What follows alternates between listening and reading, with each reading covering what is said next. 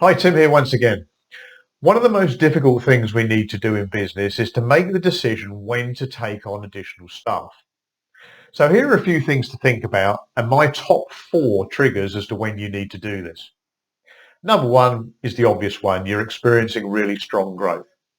Now, the thing with strong growth is, unfortunately, it doesn't tend to happen overnight, so you can see it coming.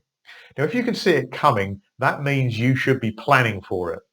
So I would really encourage you to have a live organizational chart of your company, but also project ahead over 3, 6, 9, 12 months or 5 years, whatever it needs to be, and actually plan as to what your company needs to look like as far as its structure goes and the number of employees, depending on what level of growth happens.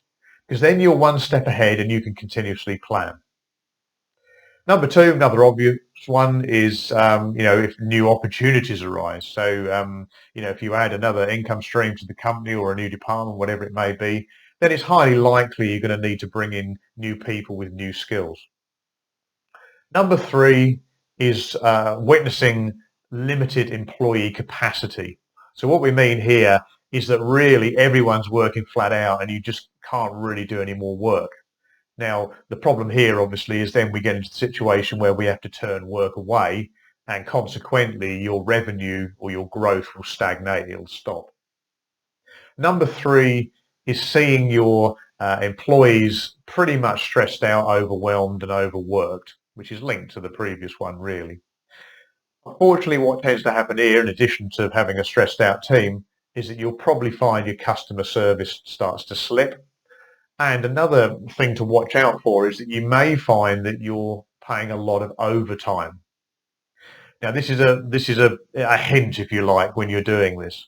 I worked with a client a couple of years ago who was in this situation, and when we actually sat down and got the calculator out, the amount of extra money that he was paying in overtime, because they were on time and a half, he could have almost paid, I can't remember what it was, but two-thirds of a new salary of a new employee.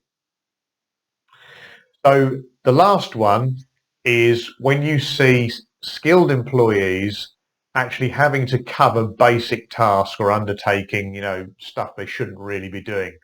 And this includes senior management and the business owners. Shouldn't happen. That's a crazy situation to be in. So we need to take on extra staff. How are we actually going to do it? Well, obviously you need to be able to cash flow. You've got to have the cash to pay them. So rather than jumping in straight away, it may be that you consider taking on temps, for example, just to see how it works out. It may be that you can outsource the work or get contractors in, or self-employed people, again, just to see how it goes. Or we don't necessarily need to take on full-time team members. Why not, work out how many hours that you need someone per week, and bring in part-time staff, just really so you can work out, whether you need a full-time person or not.